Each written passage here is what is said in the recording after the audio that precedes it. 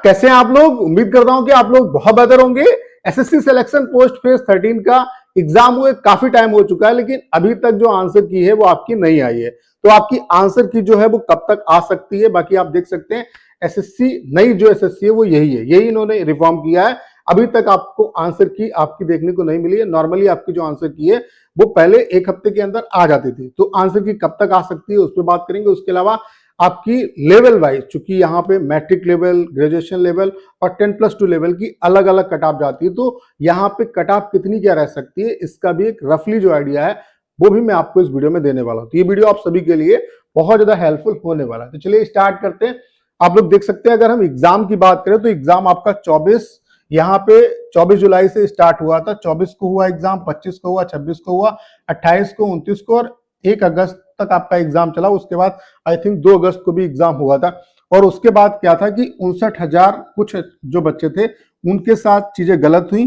तो यहाँ पे एसएससी ने एक नोटिस निकाला और इन बच्चों का दोबारा एग्जाम कराया। ये जो एग्जाम था वो 29 अगस्त को हुआ, यानी कि इसी वजह से आपकी जो आंसर की 1 अगस्त को एग्जाम हो गया था, इसके बाद आंसर की इस वजह से नहीं आई क्योंकि 29 अगस्त को इसका दोबारा एग्जाम, जो बच्चे जिनके साथ गलत हुआ 59,000 कुछ बच्चे ऐसे थे जिनका एग्जाम 29 अगस्त को कराया गया। ठीक है, यानी कि इसके बाद ही आंसर की आने के चांसेस थे। तो 29 अगस्त के बाद भी अब टाइम हो चुका है, मतलब 7-8 दिन से ज्यादा टाइम हो चुका है, लेकिन अभी भी आंसर की नहीं आई। तो कब तक आ सकती है? तो अगर हम एसएससी का, जब से इन्होंने नई एजेंसी से एग्जाम कराना स्टार्ट किया, चूंकि एसएससी इसके लिए रिस्पॉन्सिबल नहीं है, जो एजेंसी एग्जाम करा रही है, जो इसके कंसर्निंग एजेंसी है वही रिस्पॉन्सिबल है आंसर की के लिए। तो अभी इन्होंने स्टेनो की आंसर की दी, तो वो कितने दिन के बाद दी उससे कहीं ना कहीं एक आइडिया लग जाएगा कि कब तक आ सकती है। तो यहाँ पे आप देख सकते हैं जो स्टेनो का एग्जाम था वो 6, 7, 8 और 11 को एग्जाम था, और इसकी जो आंसर की इन्होंने रिलीज की वो आपकी 22 तारीख को रिलीज की, यानी कि 10 दिन के बाद यहाँ पे आंसर की आई। तो आपका जो एग्जाम है वो आप देख सकते हैं यहाँ पे 29 तारीख को ओवर हुआ, यानी कि आप ये समझ सकते हो कि 10 सितंबर से पहले इसके अकॉर्डिंग आपकी जो आंसर की है वो आ जानी चाहिए, यानी कि 7-8 सितंबर के आसपास जो आंसर की है वो आ जानी चाहिए। लेकिन आज आप देख रहे हो जिस दिन ये वीडियो शूट हो रहा है, ये आज 9 सितंबर है, लेकिन अभी तक आंसर की नहीं आई है। इसके पीछे का रीजन भी है कि अभी तक इन्होंने आंसर की क्यों नहीं दी। आपको पता है कि सीजीएल का एग्जाम आपका 12 सितंबर से स्टार्ट है। ठीक है, 12 से इस आपका एग्जाम स्टार्ट होगा। ठीक है, इससे पहले इन्होंने स्टेनो की आंसर की निकाली थी, तो उसमें ढेर सारी प्रॉब्लम थी, क्वेश्चन नहीं दिख रहे थे, ठीक है, ऑप्शन नहीं दिख रहे थे, उसमें ढेर सारी प्रॉब्लम थी और इसमें इनकी बहुत ज्यादा बदनामी हुई थी। उसके बाद क्या था कि इन्होंने आंसर की दी और उसके बाद फिर उसको रिमूव कर दिया, फिर दोबारा आंसर की फिर से अपलोड की। तो ये वो गलती दोबारा नहीं करना चाहते। अभी क्या है कि इनका मेन मतलब ये है कि सीजीएल एग्जाम हो जाए और इस दरमियान अगर आंसर की निकालते हैं और उसमें कुछ गड़बड़ियां होती हैं तो फिर दिक्कत हो सकती है। तो मेरा जो पर्सनल मानना है वो ये है, ये जो आंसर की आपकी निकालेंगे वो 12 सितंबर के बाद ही आंसर की निकालेंगे, यानी कि जो सीजीएल का एग्जाम चल रहा होगा उसी दरमियान ये आंसर की आपकी रिलीज करेंगे। ये मेरा पॉइंट ऑफ व्यू है। बाकी अगर रिलीज करनी होती इसके अकॉर्डिंग भी तो आप देख सकते हो कि 9 सितंबर आज हो चुकी है, लेकिन अभी तक आंसर की नहीं आई है। तो मेरा ऐसा मानना है कि सीजीएल का एग्जाम जब चल रहा होगा उसी के बीच में आंसर की निकालेंगे, यानी कि 12 सितंबर के बाद कभी भी आपकी जो आंसर की है वो आ सकती है।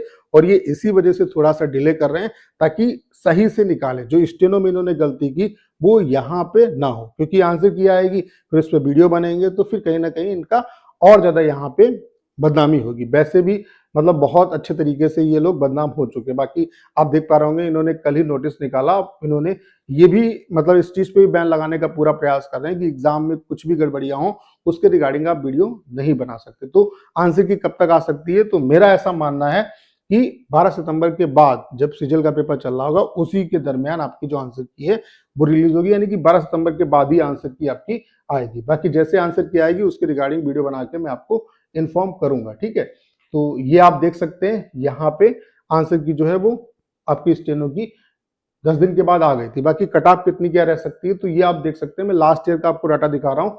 यहाँ पे क्या है कि जो कट ऑफ है वो आपकी region wise plus post wise जाती है। यहाँ पे ढेर सारी पोस्ट होती है और उनकी वैकेंसी पे भी कट ऑफ डिपेंड करती है। वैकेंसी बहुत कम कम होती है, कई पोस्टें होती हैं और उसमें वैकेंसी भी थोड़ी थोड़ी होती है। तो यहाँ पे ऐसा नहीं है कि बहुत कम पे आपका सिलेक्शन हो जाएगा। कहीं कहीं पे ज्यादा भी जाती है कट ऑफ, कहीं कहीं पे कम भी आपकी कट ऑफ जाती है, ठीक है। तो ये ग्रेजुएशन लेवल की आप लास्ट ईयर की कट ऑफ देख सकते हैं। जैसे कि यूआर की अलग अलग पोस्ट के लिए, जैसे यूआर की यहाँ पे आप देख सकते हैं 168 है, ऐसे यहाँ पे 133 है, ठीक है। ऐसे यहाँ पे अलग अलग पोस्ट के लिए यूआर की 174 भी कट ऑफ है, ठीक है। ऐसे यूआर की आप देख सकते हैं 127 भी कट ऑफ है, यूआर की 120 भी कट ऑफ है, यूआर की 116 भी कट ऑफ है और यूआर की 142 भी कट ऑफ है। यानी कि एक फिक्स कट ऑफ नहीं है, अलग अलग पोस्ट के लिए अलग अलग कट ऑफ आपकी रहती है, ठीक है। तो ये ग्रेजुएशन लेवल की कट ऑफ है लास्ट ईयर की। उसके अलावा अगर मैट्रिक लेवल की बात करें तो आप देख सकते हैं यूआर की यहाँ पे 166 भी कट ऑफ गई है, यूआर की 168 भी गई है, यूआर की 165 भी गई है, यूआर की 163 भी गई है, यूआर की 172 भी गई है, ठीक है। उसके अलावा ईडब्ल्यूएस की देख सकते हैं 107 भी है, ईडब्ल्यूएस की 128 भी है, यानी कि पोस्ट वाइज आपकी वेरी करती है। जैसे ईडब्ल्यूएस की 161 भी है, ठीक है। उसके अलावा अगर हम यहाँ पे हायर सेकेंडरी लेवल की बात करें तो देख सकते हैं यूआर की 119 भी कट ऑफ है, यूआर की 128 भी कट ऑफ है, यूआर की 124 भी कट ऑफ है और यूआर की 169 भी कट ऑफ है, यूआर की 120 भी कट ऑफ है, यूआर की 129 भी कट ऑफ है। तो ये आपकी पोस्ट जो आपने जिस पोस्ट के लिए अप्लाई किया उस पोस्ट पे और उसकी नंबर ऑफ वैकेंसी पे भी डिपेंड करेगी, ठीक है। बाकी कट ऑफ और भी कई फैक्टर हैं उन पे डिपेंड करती है, जैसे कि पेपर का जो लेवल है इस पे भी कट ऑफ डिपेंड करती है। इस बार क्या था कि जो 10th लेवल का पेपर था वो इजी था, ठीक है। उसके बाद जो 12th लेवल का आपका पेपर था वो हम कह सकते हैं कि इन्होंने मॉडरेट लेवल का दिया, ठीक है। और जो ग्रेजुएशन लेवल का जो पेपर इन्होंने बनाया था वो कहीं ना कहीं उसे हम हार्ड कह सकते हैं। तो इस बार ग्रेजुएशन लेवल की जो कट ऑफ है वो उतनी हाई आपको देखने को नहीं मिलेगी, ऐसा मेरा अनुमान है, ठीक है। उसके अलावा नंबर ऑफ वैकेंसी पे भी कट ऑफ डिपेंड करती है और नॉर्मलाइजेशन पे भी, ये जो नॉर्मलाइजेशन का फैक्टर है ये भी अफेक्ट करता है।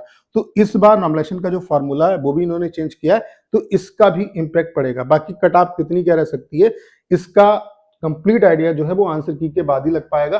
बाकी मैं रफली आइडिया आपको दे रहा हूं कि अगर मैट्रिकुलेशन लेवल की बात की जाए तो 140 ये यूआर, ओबीसी और ईडब्ल्यूएस के लिए, बाकी एससी एसटी वाले 10 नंबर इसमें कम कर लो, ठीक है।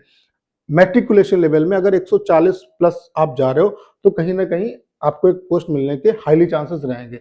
12th लेवल की अगर बात करें तो 130 प्लस और ग्रेजुएशन लेवल की बात करें तो 120 प्लस में भी इस बार आपकी पॉसिबिलिटी रहेगी, ठीक है। बाकी एससी, ये यूआर, ओबीसी और ईडब्ल्यूएस के लिए एससी एसटी वाले इसमें 10 नंबर कम कर लो, यानी कि ग्रेजुएशन लेवल में अगर एससी एसटी वालों के 110 प्लस भी हैं तब भी उनके अच्छे चांस है। ऐसे 12th लेवल में 120 प्लस और यहाँ पे 130 प्लस, ठीक है।